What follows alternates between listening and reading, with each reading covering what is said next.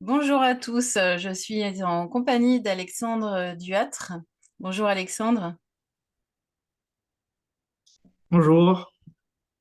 Donc, on va parler aujourd'hui de la coécriture de la fiche gamification sur donc mon livre 35 bonnes pratiques en UX design, la deuxième édition. Je vais vous expliquer un petit peu l'histoire de cette fiche et pourquoi j'ai voulu finalement la coécrire avec Alexandre, la reprendre.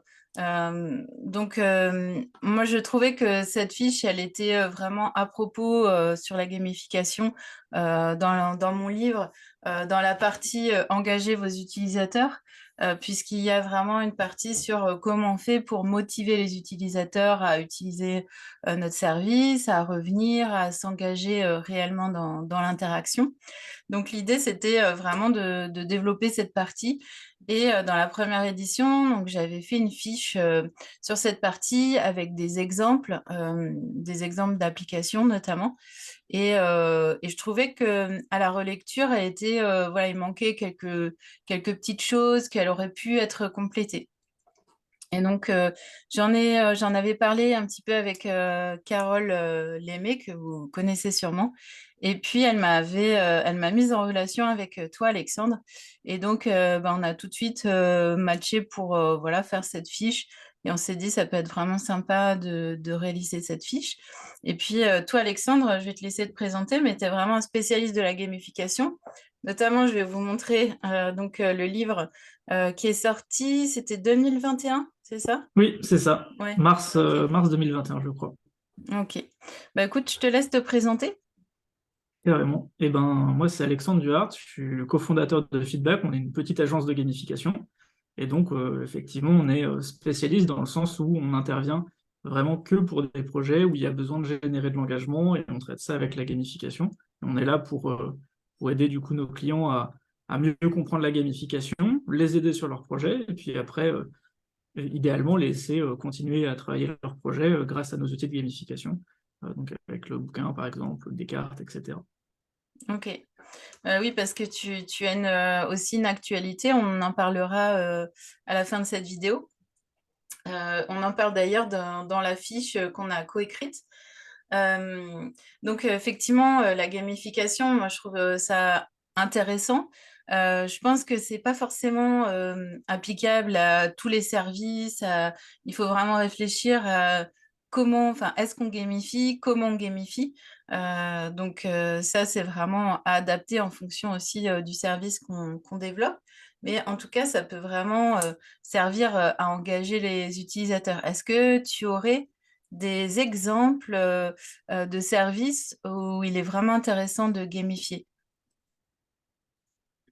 Oui, complètement. La gamification, du coup, le but, c'est vraiment d'aider à générer de l'engagement ou de la motivation chez notre public. Et du coup, ça s'applique à plein de domaines de l'entreprise. Un des sujets sur lesquels nous, on est sollicité le plus, c'est tout ce qui est fidélisation des utilisateurs sur des services numériques. Donc, ça peut être des applications grand public, mais ça peut être des services en interne, hein, par exemple des intranets. C'est quelque chose qui revient assez souvent. Bien entendu, la gamification, elle ne se limite pas à des sujets numériques. On intervient assez régulièrement également sur des sujets de conduite du changement, donc par exemple sur des questions de stratégie d'entreprise, sur des questions de RSE. La gamification a plutôt le vent en poupe de façon générale aussi dans tout ce qui est ressources humaines, formation bien sûr, mais je pense par exemple les parcours de recrutement qui sont de plus en plus gamifiés, les parcours d'onboarding des collaborateurs aussi. Il y a de la gamification dans le marketing, sur tout ce qui est programme de fidélité, etc. En fait, la gamification est de plus en plus répandue, c'est une bonne chose. Après, il faut que les personnes qui ne sont pas spécialistes généralement, parce qu'elles ont leur métier, la gamification est juste une corde en plus, il faut réussir à leur donner justement les bonnes méthodes et les bons outils pour qu'ils puissent s'en emparer. Parce que quand on Mm. est designer, j'ai l'impression que c'est assez simple de faire le pont, parce que dans la gamification, on utilise beaucoup de méthodes et d'outils qui sont ceux du designer. Par contre, quand on est RH, quand on est responsable RSE ou dans le marketing, on n'a peut-être pas ces réflexes-là. Et du coup, c'est vrai que il y a besoin d'outils et de méthodes pour ces personnes. Mm. Tout à fait. Et oui, d'ailleurs, on en parlait juste avant de lancer l'enregistrement. En fait, donc toi, tu as construit avec ton co-auteur à l'occasion de votre livre un, un ensemble de 9 leviers d'engagement. Vous avez Mhm. répertorié 9 leviers d'engagement. Et c'est vrai qu'il y a des choses qui sont assez liées à notamment d'autres parties de ce que je développe dans mon livre sur l'engagement des utilisateurs. Donc c'est vraiment un concentré, les 9 leviers d'engagement de toute la palette qu'on peut faire. Qu'on peut Mhm. utiliser pour engager les utilisateurs, pardon. Et donc, il y a des choses effectivement que nos auditeurs connaissent déjà ou maîtrisent déjà. Et puis, il y a d'autres choses où ben, on n'y pense pas forcément et puis et qui vont pouvoir permettre d'élargir un peu le spectre des designers qui vont nous lire. Donc, parmi ces 9 leviers, je pense que tout le monde a envie de savoir ce qu'il y a dedans. Donc, Mhm. on va voir par exemple curiosité et imprévisibilité. L'immersion aussi, c'est quelque chose voilà, qui peut être vraiment intéressant. La rareté, la pénurie ou alors la compétence et la maîtrise. Donc, on voit que ces 9 leviers recouvrent beaucoup de choses. Mhm. Je te propose peut-être pour compléter, on va se focaliser sur un ou deux leviers ou un ou deux éléments qui composent ces leviers pour que on comprenne vraiment de quoi il s'agisse. Ouais, carrément. Juste compléter sur ce que tu disais, les 9 leviers, effectivement, à l'origine, je les ai créés vraiment pour éviter justement de rester sur ces a priori sur la gamification et vraiment prendre un peu toutes les possibilités en compte. Parce que souvent, les personnes avec qui j'échangeais connaissaient quelques éléments de gamification, mais n'envisageaient pas forcément les autres. Et vu que c'est Mm, assez important de comprendre les attentes en fait de son public et du coup d'intégrer des éléments de gamification qui sont pertinents pour son public, c'était important pour moi de les aider à ouvrir un peu ce spectre-là. Donc les 9 leviers sont là pour ça. Donc forcément, il y en a qui reviennent un peu plus souvent que d'autres. Typiquement, j'ai l'impression qu'un des leviers quand même d'engagement qui revient le plus dans des projets de gamification, ça va être le volet compétences et maîtrise. L'idée, c'est que de façon générale, les personnes ont besoin de développer des nouvelles compétences et aiment se voir progresser. Donc c'est des choses qu'on voit un petit peu partout. Typiquement, les barres de progression, mm, c'est quelque chose qui est assez courant. Un des exemples que je donne le plus, c'est celui de LinkedIn avec la barre de progression. Mais c'est des choses qu'on peut mettre en place de façon très différente sur des projets. Et on n'est pas obligé de s'attarder sur la barre de progression, mais simplement créer par exemple des challenges, leur donner la possibilité de montrer leurs exploits, ce genre de choses. mm, Donc compétences et maîtrise, c'est vraiment un des leviers, je trouve, qui revient le plus souvent. Un qui est un peu plus situationnel, on va dire, c'est le levier d'immersion, parce que justement, il y a des publics qui sont fans et d'autres où c'est pas du tout le cas. Et du coup, il faut réussir à sonder un peu en amont du projet pour voir si ça va pouvoir fonctionner ou pas. Donc dans l'immersion, on va penser à des choses qui se rapprochent du jeu de rôle, de la narration, peut-être le fait d'avoir des avatars, le fait de pouvoir les personnaliser, le fait d'avoir un univers thématique plutôt que d'avoir mm, quelque chose un peu neutre, peut-être partir sur quelque chose voilà, de plus spécifique, je sais pas, l'espace, les dragons, etc. Ça dépend beaucoup de la culture forcément du public. mm, mm, Nous, sur un projet où on devait retravailler des outils qui étaient là pour les entrepreneurs qui faisaient de la mesure d'impact sur leur propre activité, donc pour voir voilà, quel était leur impact. À la base, ils avaient des simples fichiers Excel, du coup, c'était pas très engageant. pas très engageant. Ouais. Voilà, c'était fonctionnel, hein, et puis ils avaient un Mm, accompagnement quand même via des experts. Mais voilà, c'était un des sujets de comment on fait pour rendre plus engageant le parcours de façon globale. Et une des choses qu'on a mis en place, du coup, c'est le fait de mettre un univers autour de tout ça, qui tournait autour de plus, on va dire, le volet artistique, faire le parallèle un peu entre l'entrepreneur et l'artiste, les mm, expositions, le travail de fond, la recherche, etc. Et du coup, on a utilisé pas mal de mots venant du lexical artistique, on va dire, sur ce projet-là, et on a mis aussi des visuels qui rappelaient un peu ce côté-là. Et ça permet en fait de créer un petit peu un décalage par rapport au sujet un peu sérieux, voire chiant de la mesure d'impact, même si mm, c'est important de le faire, et ils sont convaincus parce ils ont décidé de suivre le parcours, bah, parfois c'est un peu lourd et du coup le fait d'avoir ce petit décalage, ça fonctionne bien. Mais sur Mm. d'autres projets, ça aurait pu ne pas être le cas. Donc c'est assez important, Ouais. mais comme toujours, Mm. de poser ses hypothèses, de comprendre ses utilisateurs, de faire des Mm. protos, etc., quoi. Ouais, ouais. Bah, j'ai une anecdote à ce propos. C'est quand je demande aux étudiants de l'école de design voilà, de gamifier un petit peu leur maquette. En général, ils mettent des badges, des systèmes de badges et tout ça. C'est la première chose auquel ils pensent. Et sans forcément se dire est-ce que finalement ça va être pertinent, est-ce que les gens vont se prendre au jeu.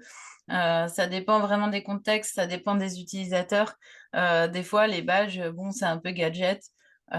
Surtout quand on devient expert au bout de 3 utilisations. Enfin, il y a vraiment, je pense, des choses qui, faut vraiment réfléchir à qui, Mm. comme tu le disais, hein, comme d'habitude, hein, à qui on le propose et comment on le propose pour que ce soit vraiment pertinent.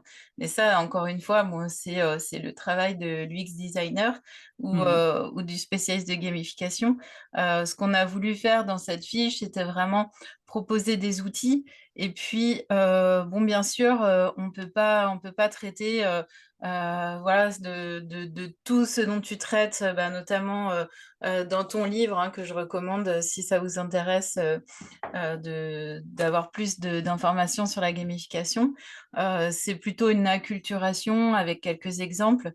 Et tu y parles notamment aussi de ton jeu, hein. Donc, tu as sorti, c'était fin 2022, donc tes Gamicart, c'est ça? Alors, c'est les Gamificart. Et Gamificart, pardon. ouais. Et non, non, il n'y a pas de souci. Et en fait, c'est la V2 qu'on a sorti effectivement là, donc D'accord. cette année. La version précédente, du coup, datait de 2020, je crois, oui, c'est ça, 2020. Et du coup, c'est un jeu de cartes. Alors, je peux vous montrer déjà la boîte, mais hop, voilà, ici. C'est un jeu de cartes en fait qui permet de générer plus facilement des idées de gamification. Donc ça s'utilise en phase d'idéation. C'est un outil qu'on peut utiliser bon, tout seul, mais je trouve que c'est quand même beaucoup plus intéressant de le faire avec un atelier, Mm, avec un facilitateur, etc. Et du coup, on avait 69 cartes auparavant qui étaient réparties sur les 9 leviers d'engagement et qui proposaient du coup 69 concepts un peu de gamification. Et là, maintenant, on est passé à 90 cartes. On a des cartes qui maintenant ont 2 couleurs, hop, donc une couleur, 2 couleurs, qui permettent de mixer aussi sur certains leviers. On a rajouté quelques éléments qui permettent de faciliter un peu l'utilisation, mm. typiquement des niveaux de difficulté. Et surtout, il y a des questions qui sont rajoutées sur les cartes qui permettent justement, quand on choisit la carte badge, alors je ne l'ai pas sous la main, mais quand on choisit la carte badge, eh ben, il y a des questions qui nous aident à réfléchir si c'est une bonne idée ou pas et comment faire des bons badges par rapport à des badges pas très utiles, on va dire. Ok, Donc super. c'est... Ouais, Mm. ça fonctionne Ouais, ça bien, donne. même pour des Mm. novices. Voilà, c'est ce que j'allais dire. Ouais, ça te permet d'avoir l'idée, mais aussi de savoir un peu aller plus loin, savoir comment vraiment utiliser l'idée, sachant que c'est un peu la manière dont on conclut aussi cette fiche, hein. C'est que de toute façon, la gamification, c'est à l'intérieur d'un design classique où on va de toute façon tester, réitérer si besoin. Enfin, voilà, il y a pas de baguette magique, entre guillemets. C'est vraiment Non. un outil dont on va se servir pour aller plus loin, pour vraiment aller proposer un engagement, un meilleur engagement des utilisateurs. Euh, En tout cas, je pense que c'est un bon, ce qu'on a écrit, c'est un bon point de départ, voilà, quand on veut s'intéresser à la gamification. Est-ce Ouais, que tu as d'autres choses à complètement. rajouter? J'ai mon chat qui... Et ben, que dire de plus? Non, bah, je vous conseille effectivement de vous procurer cette nouvelle édition du livre parce que bah, il y a plein de modifications, donc forcément dont celle sur la gamification. Et je vous conseille très fortement aussi d'essayer d'intégrer un petit peu de gamification à vos futurs projets. J'ai pas mal notamment d'étudiants parce que je donnais des cours aussi pour des écoles de design qui me disaient bah, j'ai pas de projet de gamification, mais je me sers quand même des outils. Et Mm, bah, je pense que ça apporte une réflexion en plus. Donc, notamment voilà, pour des designers, je pense que mm. c'est pas mal. Oui, et d'ailleurs, je pense qu'il faut le rappeler, c'est la gamification, c'est pas l'objectif, c'est pas d'intégrer pour des jeux, mais c'est vraiment Hmm. d'intégrer pour tout type de service. Tu as donné des exemples au début, donc c'est vraiment assez large en fait ce qu'on peut faire Oui. avec la gamification. Oui, oui, effectivement, la gamification, c'est pas créer des jeux, même si ça peut nous arriver en tant qu'expert de gamification, vu qu'on est souvent porté un peu sur les jeux aussi, d'en faire, hein. Mais la Mm. gamification, à proprement parler, c'est pas créer des jeux, c'est plus rendre des expériences engageantes. Tout à fait. Voilà, merci. Ce sera, je pense, le mot de la fin. Merci beaucoup, Alexandre. Bah, merci à toi, et puis à bientôt. À bientôt.